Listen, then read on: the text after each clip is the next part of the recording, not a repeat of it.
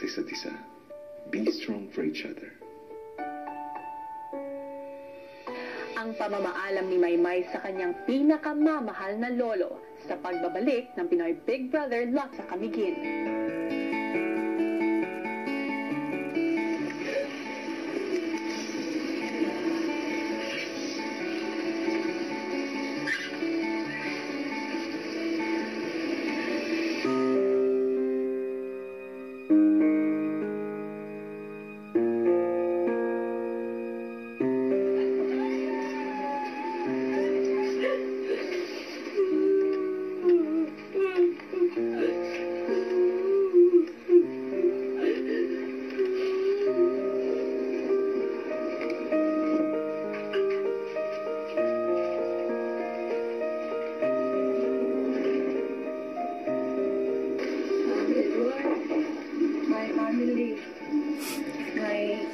Family, not happy.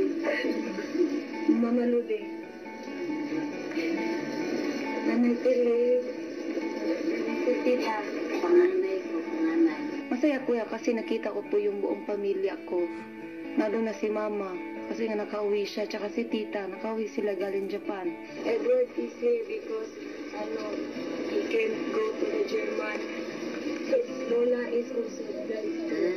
The day before Papa Jordan can't go because it's very far. O para yan. Condolence din. Nalulang siya. They all seemed really nice, although they were mourning. So they were really kind to me as well. There's a lot of Lola, just choose. Samantala, sa loob ng bahay, gumising na ang mga housemates.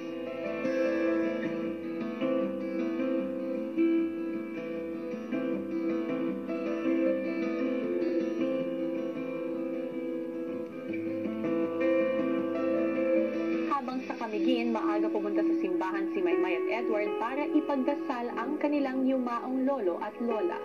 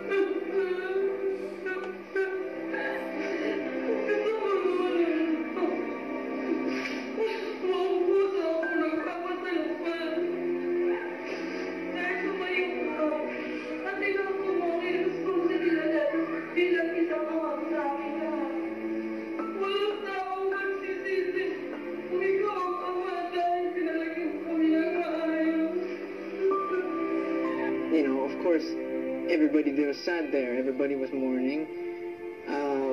It affected me as well, and also because I lost my grandmother. For me, it was like two funerals, for my grandfather and for my grandmother.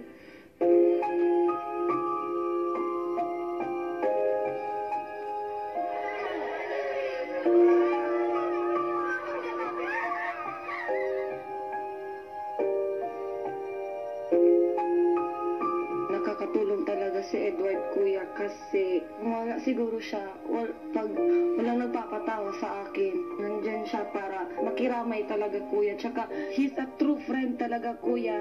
Si Edward naalala rin ang kanyang Lola Mary sa libing. When I first heard the news, my heart was heavy and it feels like you're carrying a burden. And then when I said my final goodbyes, it's like I felt lighter and you don't feel sad anymore because you get to say goodbye. I feel, like I've made peace with what happened. Susunod.